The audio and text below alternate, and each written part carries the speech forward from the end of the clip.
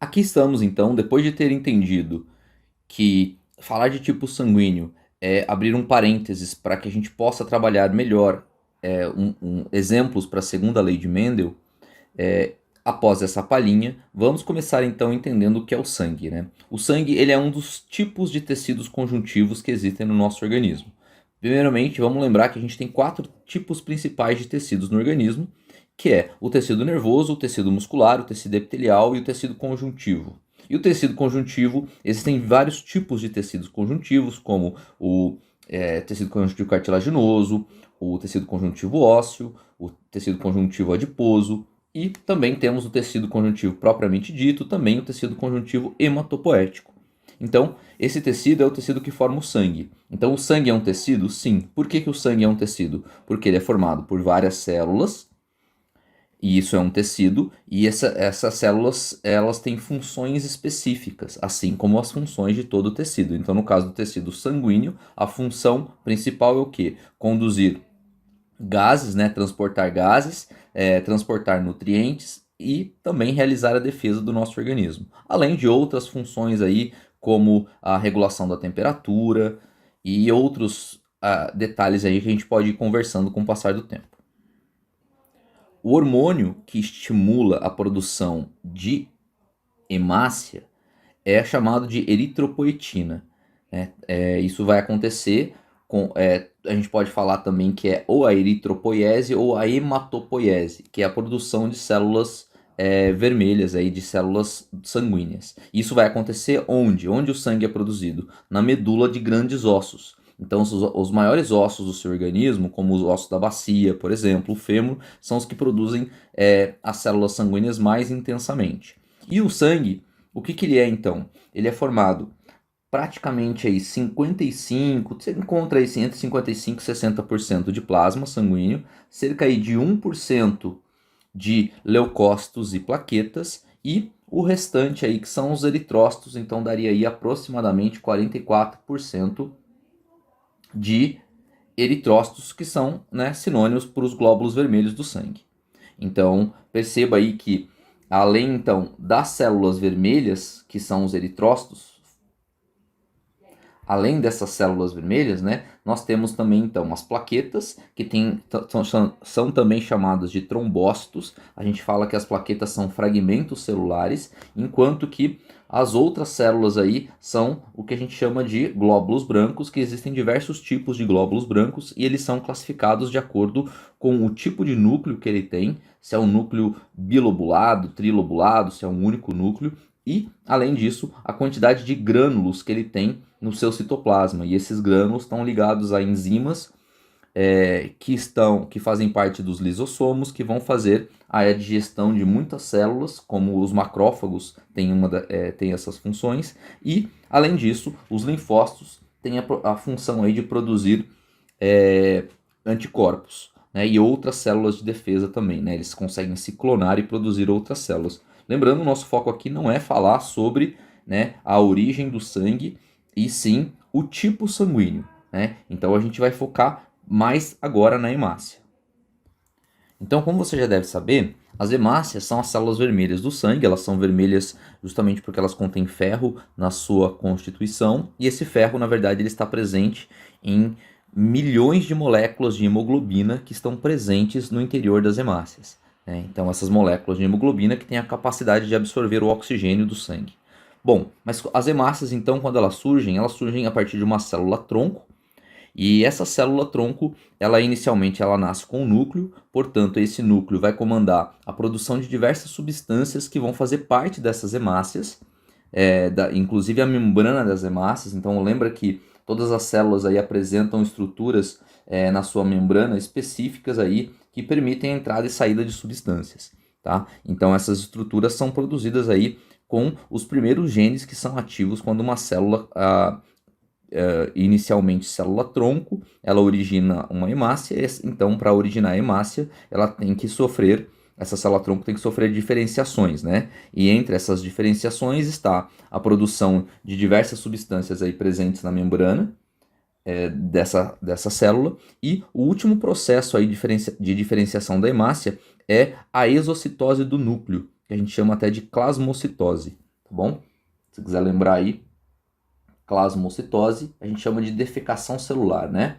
Então, ela é um exemplo aí de uma forma que a hemácia tem de liberar o seu núcleo. Então, é por isso que essas células elas são côncavas, do jeito que você está vendo aí, do jeito que você conhece as hemácias. Bom, independente disso agora, mesmo sem núcleo, ela já tem todas as estruturas nas suas membranas, né? Cada hemácia tem as suas estruturas específicas.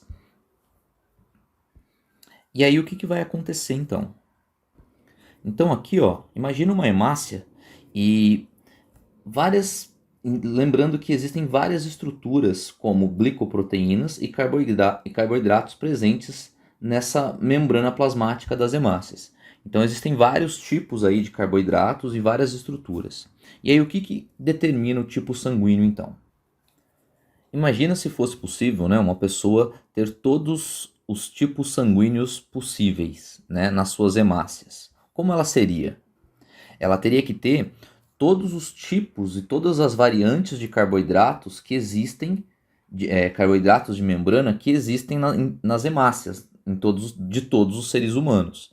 Então, quem é tipo sanguíneo tipo B, por exemplo, tem apenas de todos os tipos sanguíneos do sistema ABO, que, por exemplo, que seria esse tipo O e o tipo A, quem é uma pessoa que é do sangue, que tem sangue tipo B, não vai ter esse tipo de carboidrato aqui e também não vai ter esse tipo de carboidrato aqui.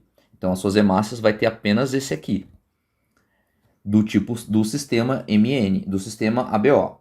Porém, do sistema MN, a pessoa ela pode ser do tipo B, ou seja, ela tem esse tipo de carboidrato aos montes aí na membrana de todas as suas hemácias. Se ela for tipo MN, por exemplo, ela vai ter ainda, ela pode ter a possibilidade. Então, vamos supor, a pessoa é sangue tipo B, além disso, ela é sangue tipo MN. Então, significa que ela vai ter mais esse carboidrato aqui e mais esse carboidrato ao mesmo tempo. Se ela for, por exemplo, MM, ela só vai ter apenas esse tipo de carboidrato aqui de membrana, que é apenas M.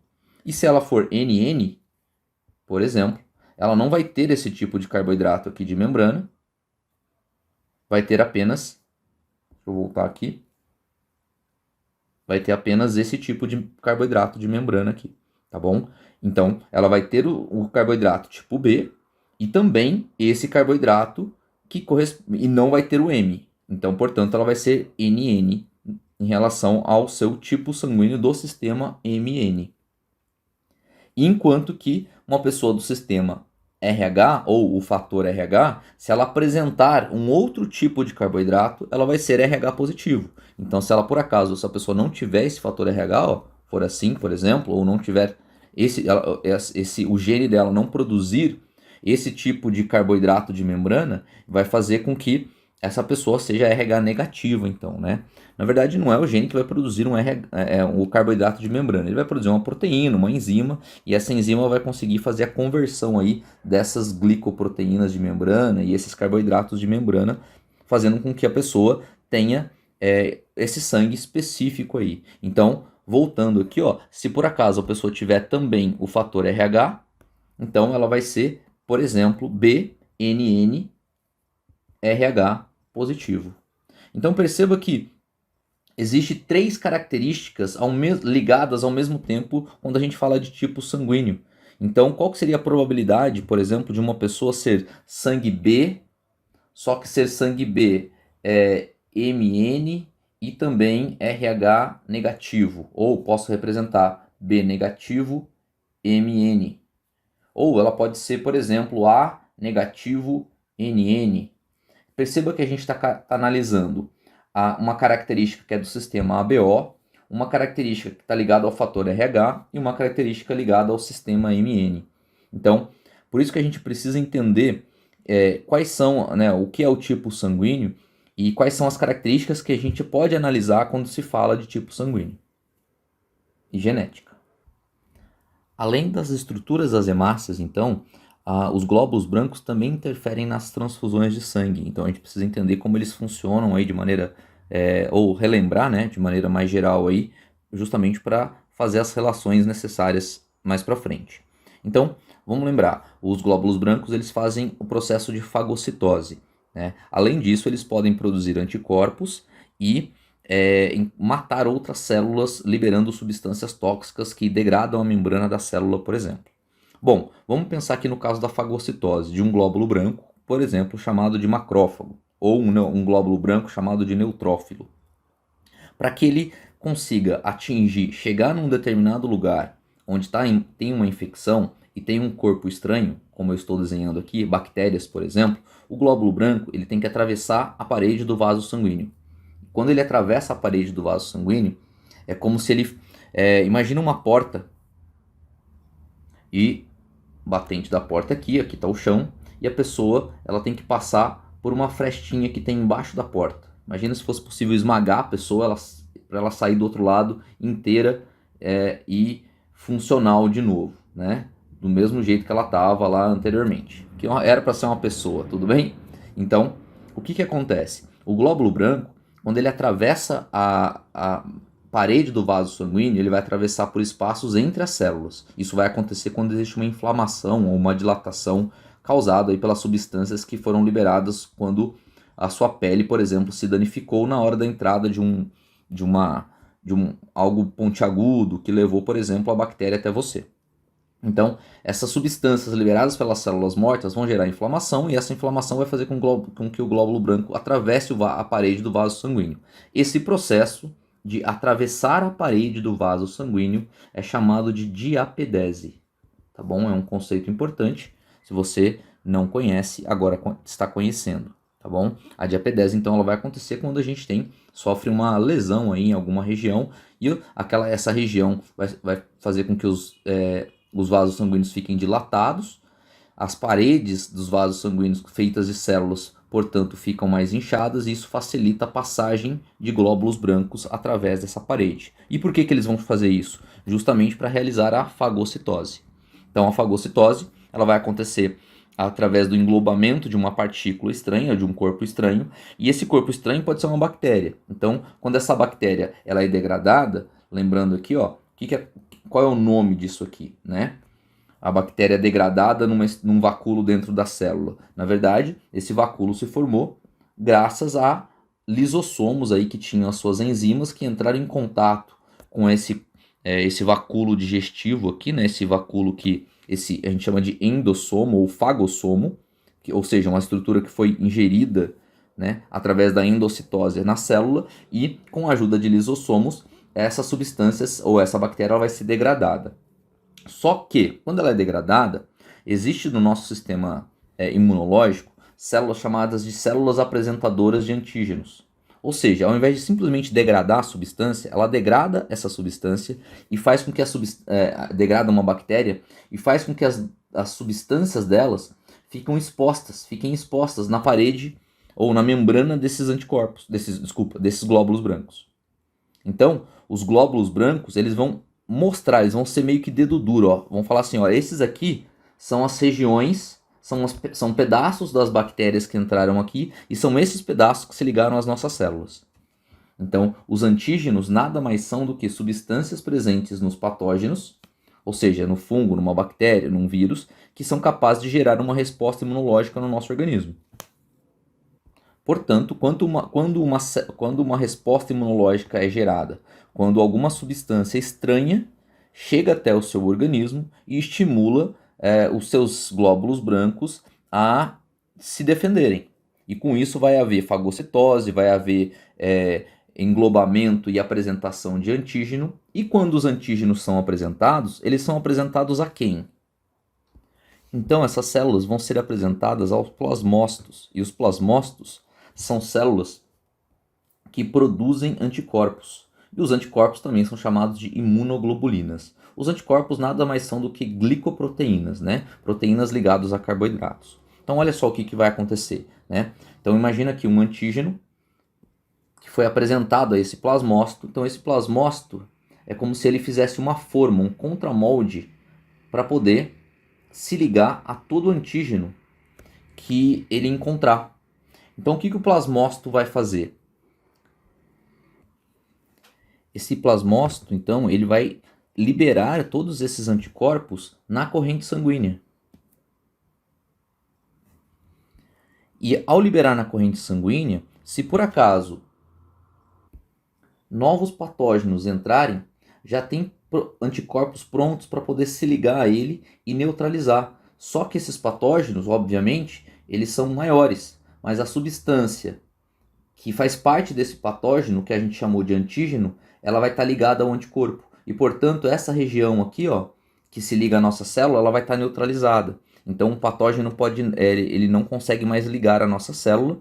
E esse anticorpo, inclusive, ampliando aqui, ó, esse anticorpo, ele vai ter o papel aqui de conectar esse patógeno aqui a um outro glóbulo branco. E aí sim, vai aumentar a velocidade de fagocitose. Então ele vai fazer uma fagocitose muito mais eficiente, né? E aí por isso que a gente fala que existem aí outros tipos de glóbulos brancos e outras funções de glóbulos brancos aí.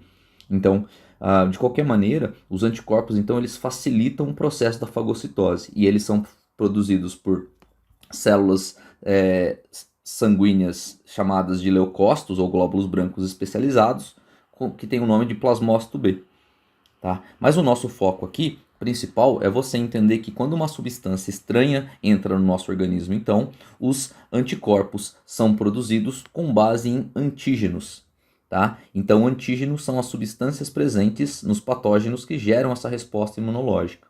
E agora a gente relaciona, então, o sistema, né, do sistema ABO, o sistema MN, e o fator RH com a transfusão de sangue, para a gente entender, e os glóbulos brancos, né, para a gente entender como esse processo acontece.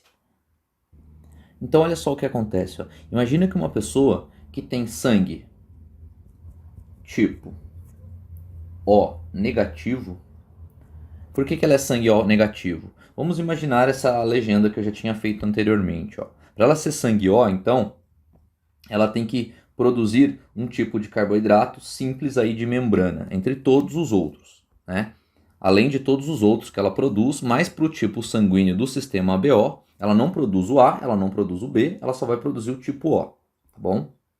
Então, aqui está esse tipo de carboidrato de membrana aí presente nessa hemácia.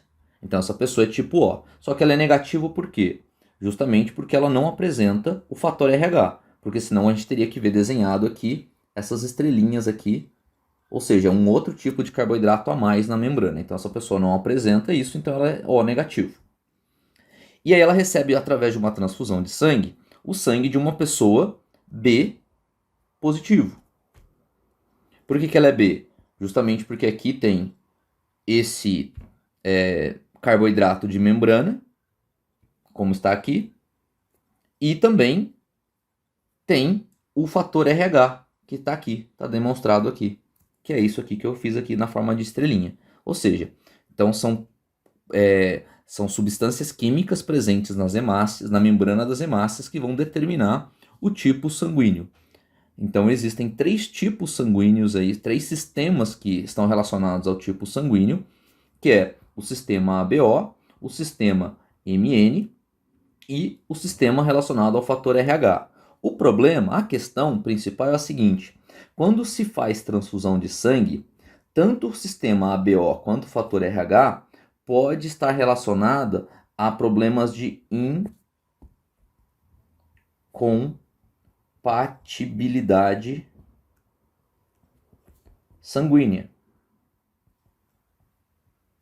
Incompatibilidade sanguínea, ou seja, se uma transfusão, como eu estou representando aqui, do B para o O, se existe essa transfusão de sangue, e ela não for compatível, os tipos sanguíneos não forem compatíveis, vai haver o que a gente chama de isoaglutinação, vai haver a coagulação do sangue dessa pessoa, né? O sangue nos vasos sanguíneos começa a coagular em várias regiões do corpo e essa pessoa pode, inclusive, pode morrer justamente por essa transfusão inadequada.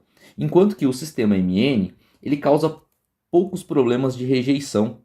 Então, por isso que quando a gente fala sobre transfusão de sangue, a gente pergunta: você é sangue A, sangue B, A positivo, B negativo? A gente quase nunca fala sobre o sistema MN, justamente porque não existe rejeição, né? Então, por que levar em consideração mais um fator aí? Mas ele é bom para a gente analisar dentro da genética, então ele é mais uma característica a ser analisada. uma característica sistema BO, outra característica MN e outra característica fator RH.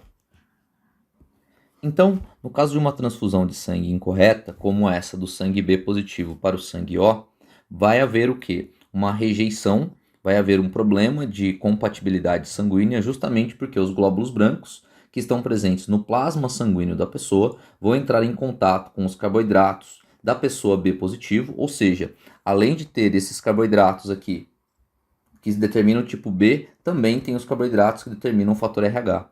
E esses carboidratos de membrana vão ser reconhecidos como uma substância estranha no sangue dessa pessoa. E isso que vai levar os glóbulos brancos a produzirem anticorpos, e esses anticorpos vão estimular e vão levar à aglutinação de hemácias, e essas hemácias aglutinadas começam a coagular e pode gerar a morte do indivíduo. Isso vai depender do volume de sangue que a pessoa acabou recebendo.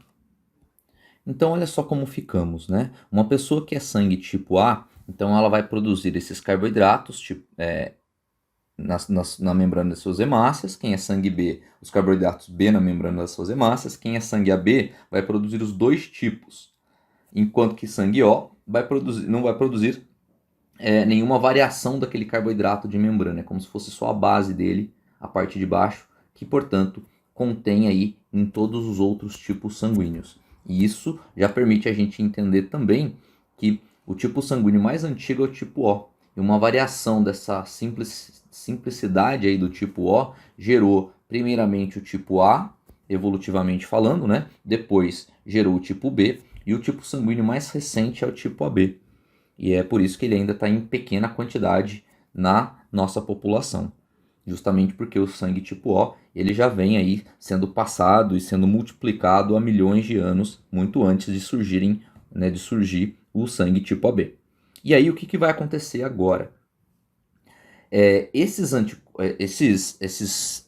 carboidratos de membrana, então, eles podem ser reconhecidos por anticorpos de outra pessoa. E aí existe já também, assim como uma pessoa já produz naturalmente, uma pessoa de sangue A, presta atenção nisso agora, hein? Uma pessoa de sangue A naturalmente produz esses carboidratos de membrana tipo A, elas também vão produzir no seu plasma sanguíneo esses anticorpos chamados de anti-B. A evolução levou a isso. Então, quem é sangue A, mesmo que nunca tenha entrado em contato com o sangue B para ser estimulada a produção de anticorpos e tudo mais, a pessoa já tem no seu plasma sanguíneo anticorpos anti-sangue B. Enquanto que pessoas que são sangue B, elas já têm anticorpos anti-A. Ou seja, mesmo sem nunca ter entrado em contato, o organismo da pessoa, na verdade, ele não vai precisar produzir anticorpos, como se fosse uma infecção de uma bactéria, e essa bactéria o nosso organismo vai produzir anticorpos, vai aprender a produzir anticorpos, como a gente aprende com a vacina, por exemplo, né? A gente aprende a produzir anticorpos para determinados vírus. Para o tipo sanguíneo, não. Quem é sangue A já tem naturalmente anticorpos anti-B, quem é sangue B tem naturalmente anticorpos anti-A. Quem tem sangue AB, perceba que a evolução não iria permitir isso, né? Eles não têm nenhum tipo de anticorpo. Porque se ele tivesse anticorpo anti-A, ele seria incompatível com ele mesmo, porque os anticorpos iam se ligar aos carboidratos de membrana.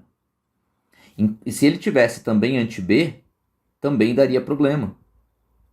Então, quem é sangue AB, além de produz os carboidratos de membrana B e os carboidratos de membrana A, só que não produz nenhum tipo de anticorpo anti-A ou anti-B.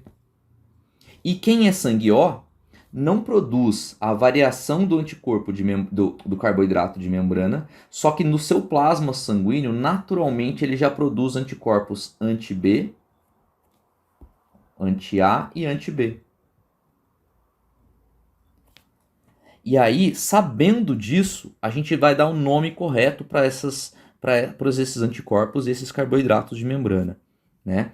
Então a gente sabe que uma substância que causa incompatibilidade, né, ou estimula o sistema imunológico a reagir, ele é chamado de antígeno.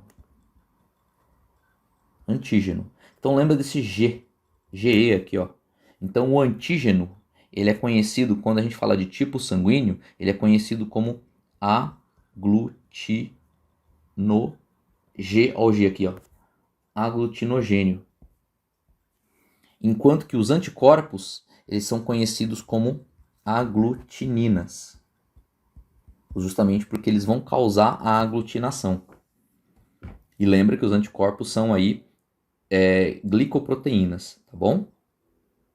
E aí existem vários tipos de anticorpos que são as imunoglobulinas. Imunoglobulina A, B, A, G, a IM, a E. Então existem diversos tipos delas. Então olha só como fica essa última parte, ó, dessa tabela. Quem tem fenótipo de sangue tipo O, significa que tem os dois alelos izinhos, dois alelos recessivos do sistema ABO. E a pessoa tipo O, ela vai produzir no seu plasma sanguíneo anticorpos anti-B e anti-A.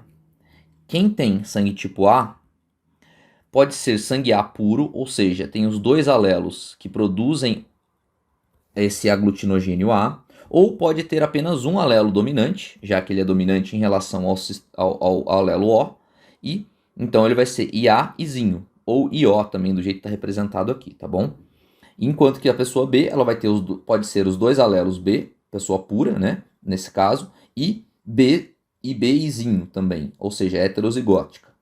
E ou AB, então ela vai ter que ter um alelo A e um alelo B. E aqui a gente fala daquela relação de dominância, né? Então lembra que esse é um exemplo de dominância e codominância, porque o alelo A ele é codominante em relação ao alelo B, e esses dois alelos eles dominam o alelo que determina o sangue tipo O, que é o Izinho.